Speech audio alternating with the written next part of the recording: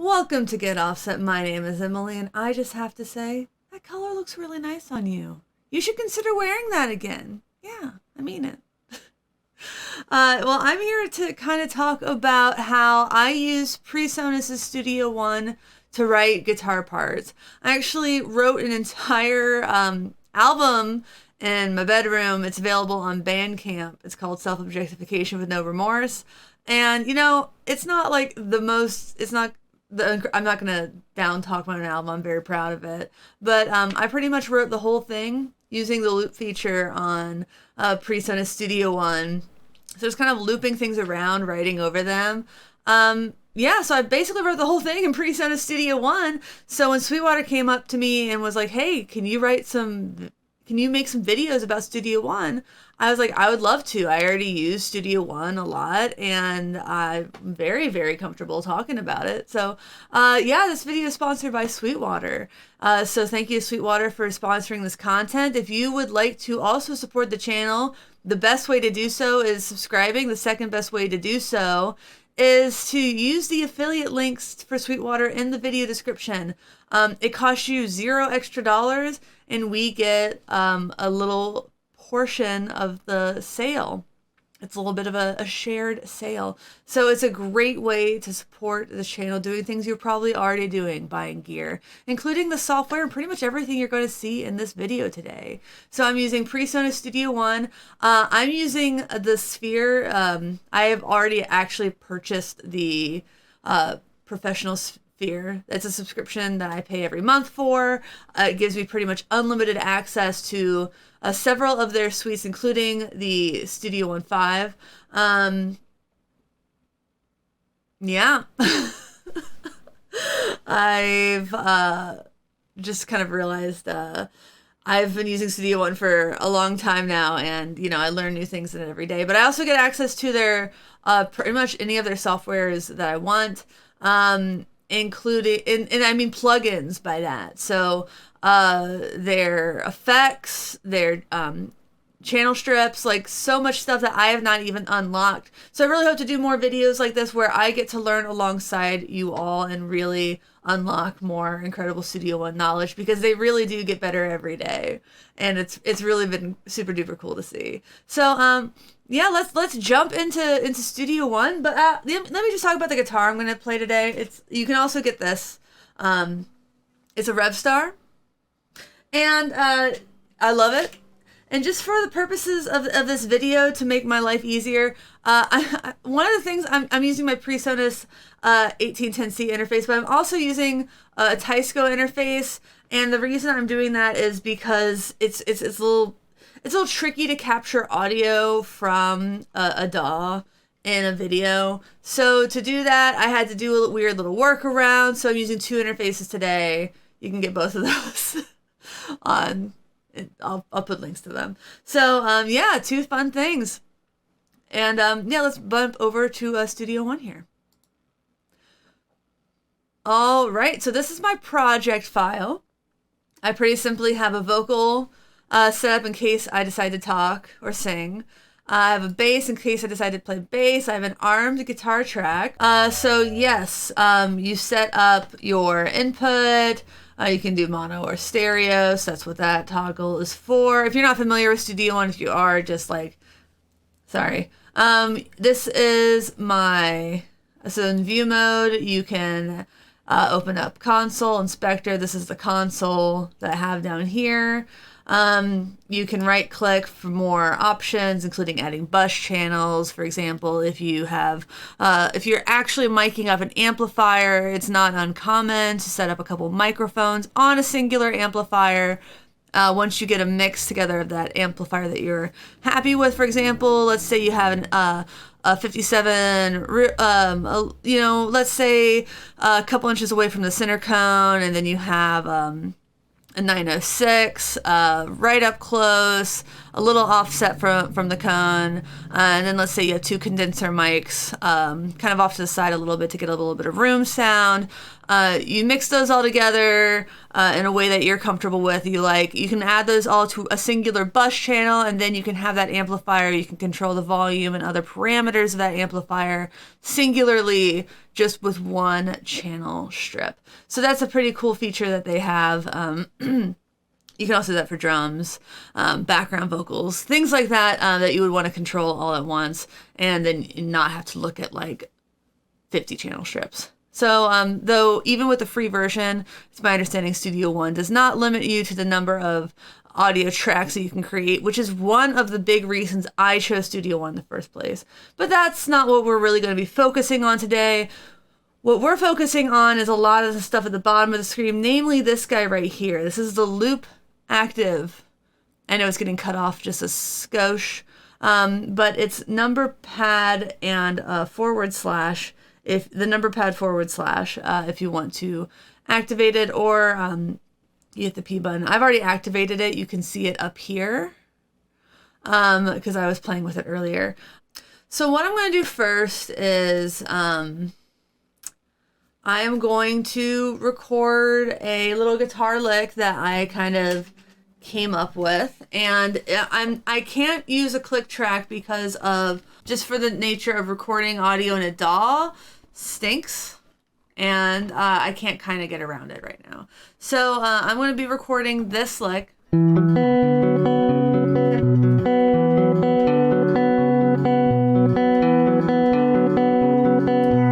I'm just going to record it. I'm going to do it as many times as it takes, and I'm going to create a loop from it, and hopefully that won't be too rough. So let's go back over to Studio One. I already told you about those hotkeys. Boop, going back to the beginning. I'm going to hit record. I'm going to be really quiet.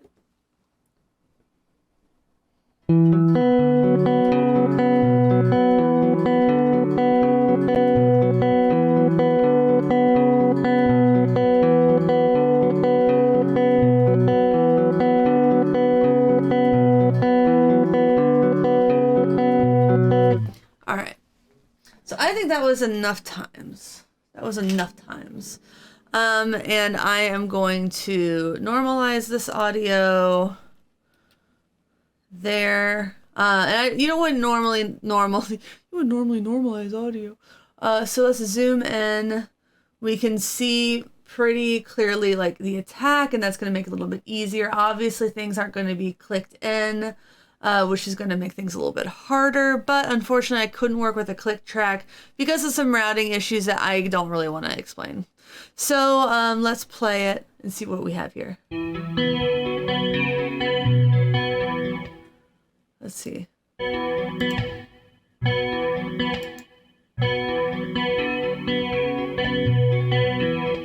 So let's go with over here. Let's zoom in. Let's see. Could that be a good start? Is that a good start? Is this it?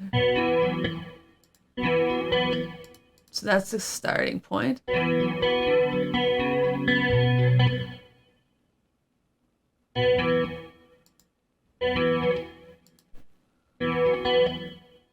Maybe there. So let's try that as the loop. I'm going to hit P to show me that the loop has begun, and I am going to try to click and drag the loop into the place there. And I'm going to move the guitar channel to the top just so I can visualize it a little bit better. And I'm going to really zoom in to see. But let's just play and see if it worked. Oh. Right click, loop follows section. There we go. So a little choppy. Let's smooth it out.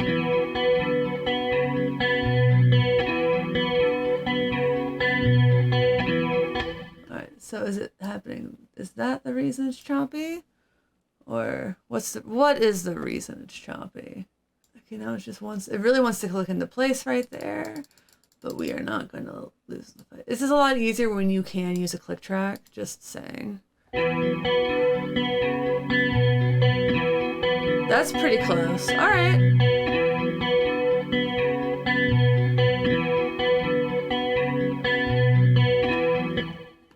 So it's pretty close. Let's try this now.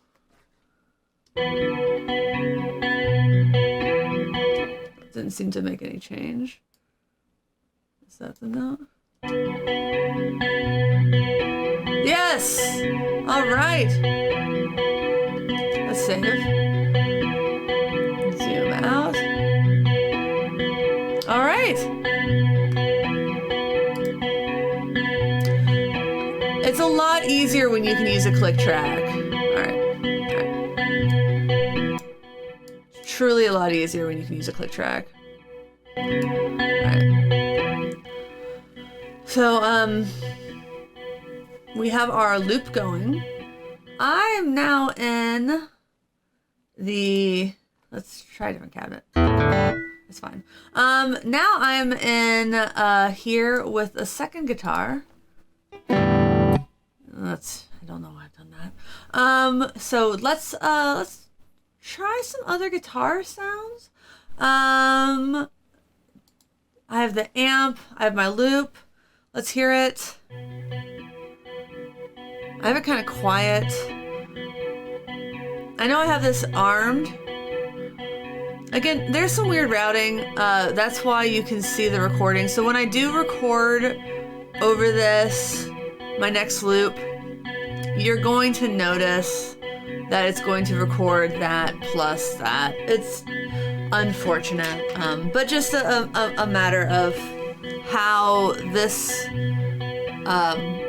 routing process is going and not how my normal process works. So if you know how to both record the audio and if you understand what I'm going through, because I'm having a very difficult time conveying it, let me know.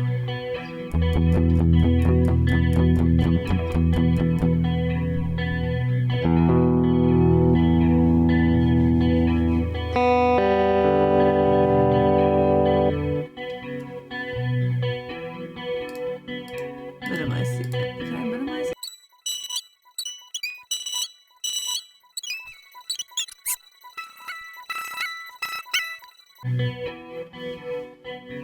So now's the part where I just mess around for as long as it takes to like figure something out.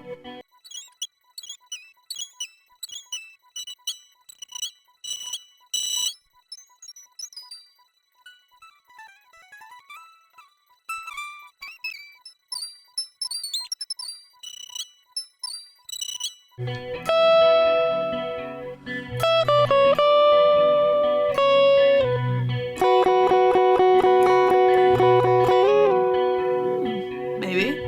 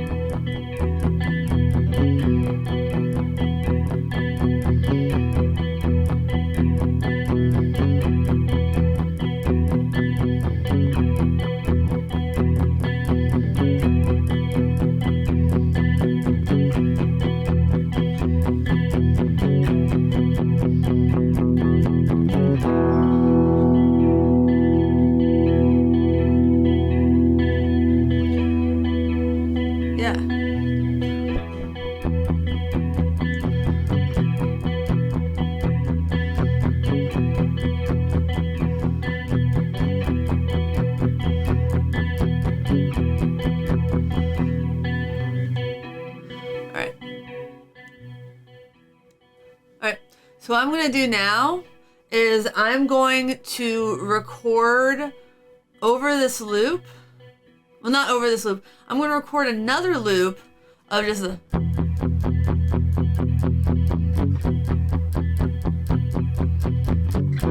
The next part that I kind of want to make sure we get down, I also want to add something kind of chunky to that. So let's go over into Studio One and try to get a nice effect to add to that. I know you can still hear the, you know, the grit. I know you can still hear, I'm looking for grit. I know you can still hear the loop. It's still going. Ain't gonna stop. So pull that over, pedal board, guitar. So it's got.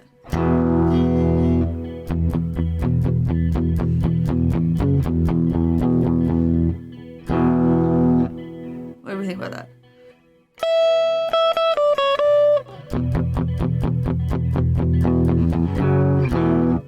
I don't think I like that one for this.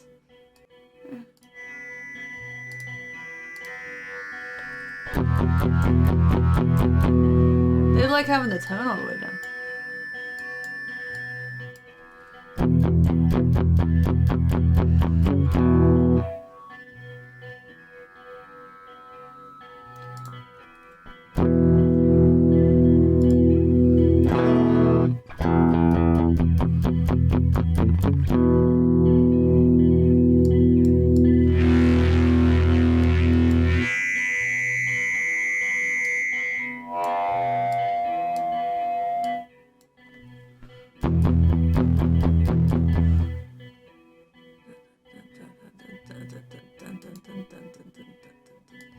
Alright.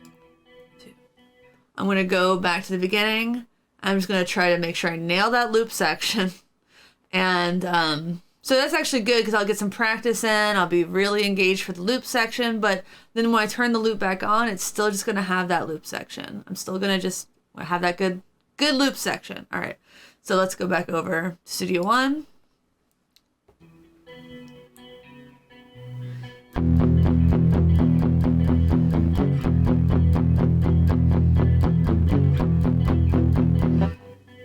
Okay, now hopefully that sounded good. So let's turn the loop back up a little bit. Turn the loop back up a little bit. Turn the record off. And normalize that audio.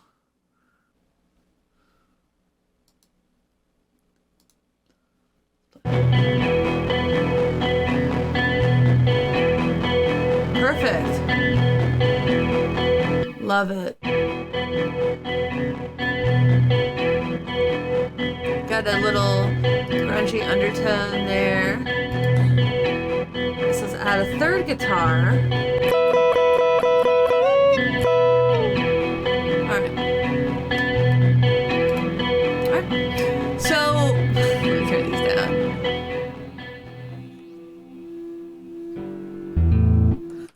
So now that I have like my kind of second guitar and like a kind of a rhythmy part, the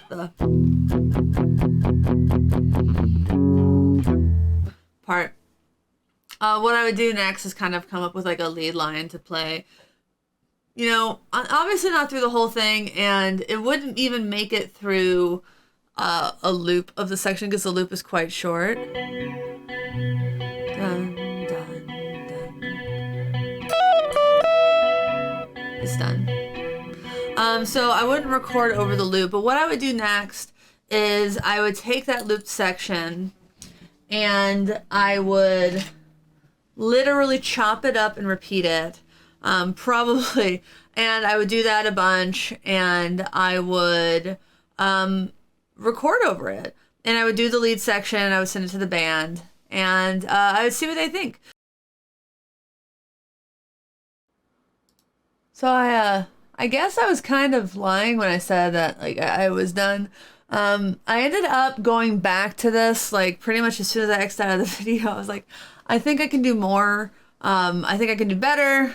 And here's what I did. I want to go back over and I kind of want to show you. I want to show you all what I did. So I have here, I completely started a new track. I just went and I recorded this. So first things first, what I started out with the looping helped me tremendously, both the lead stuff, the rhythm stuff, the bass track, which I've called in Studio One over here, riff left and riff right, lead.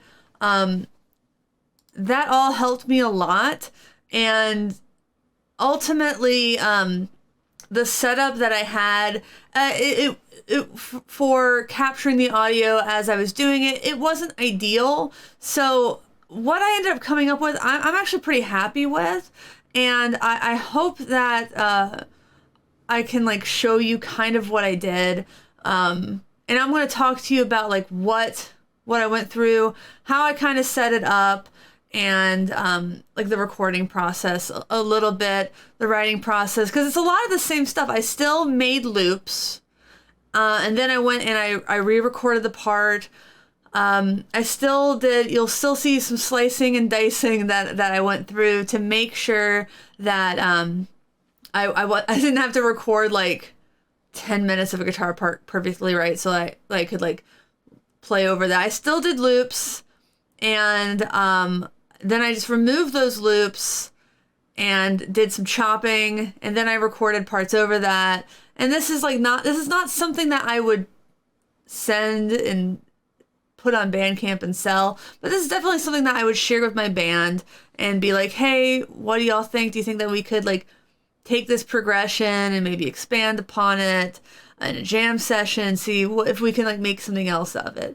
So this is, yeah, I'm really proud of what this was. Ultimately sometimes there's pressure when you even put a camera on yourself alone in your bedroom or studio space, office space. So here we are. All right, we're in Studio One. I'm aware that there's going to be a little bit of like pausing in the playback.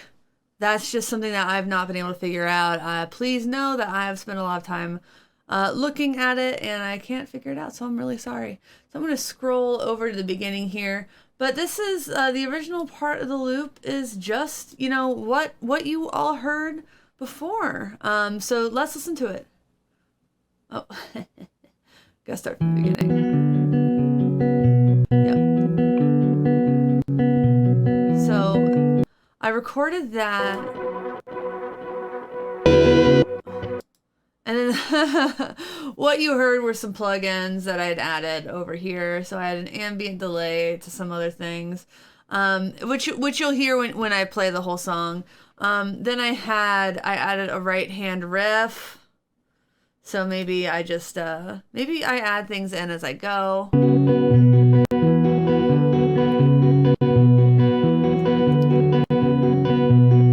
So I don't know how well you can hear that, but basically I did an octave up on the two notes that are consistent throughout. I completely dropped the ja ja ja ja ja ja ja ja ja ja ja ja ja. I didn't think that sounded very good. So what I did instead was I added this kind of ambient lick that I think sounds a lot nicer.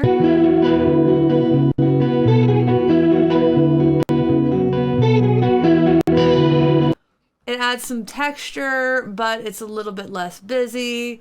If we completely solo that, here's what that sounds like.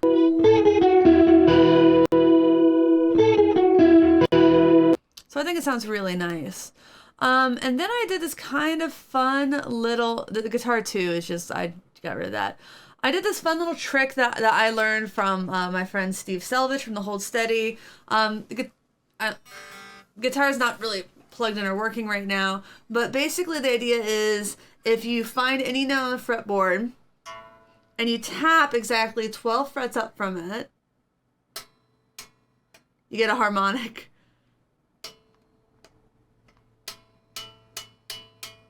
I don't know how well you can hear that there, but I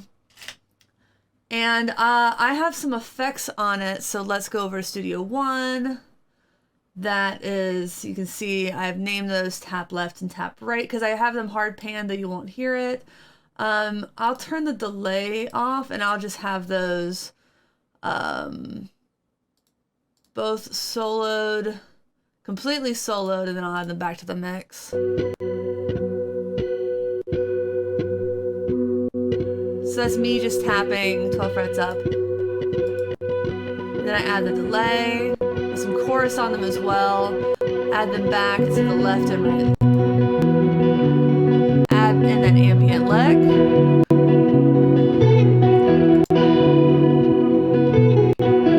I mean, I think that sounds pretty nice. And then the thing with the plugins is that when you turn them off, they keep going. So then we're going to, let's just go to the beginning. Let's go over here. Oh, let's go to our start. I had a loop going, but for some reason the loop moved. So let's add in our, so you solo everything and then let's just clear the solos. That was just a button on my fader port 8. So now I have, let's just hit play on everything. Hear the lead.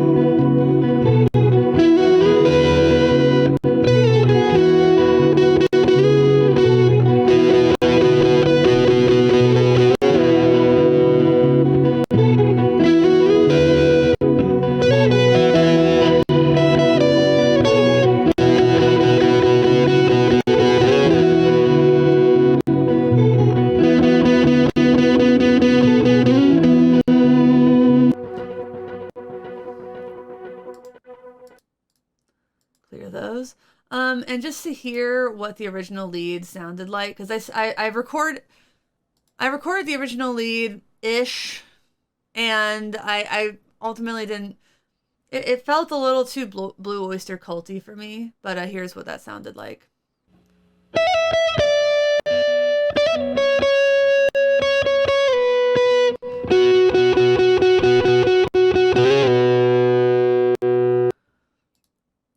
So obviously I didn't remove every element from it. So let's go ahead and export this very, very rough mix.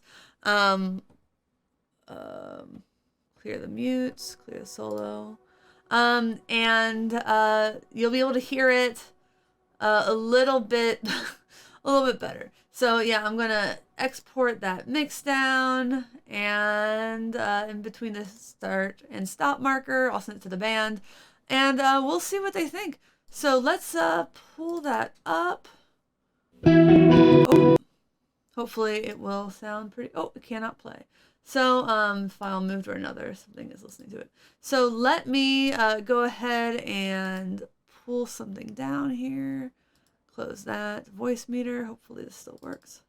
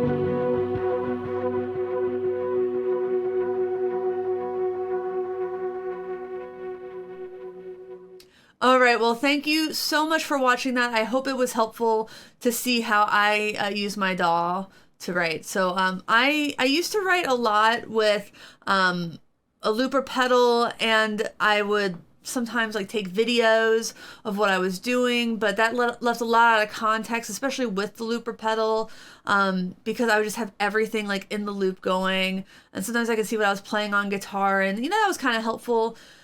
But like the looper pedal can't save things, it can't always save tracks separately, so like if I have everything in the DAW, I have the files there, I can see everything separately, I can again return to the well when I feel like it's dry.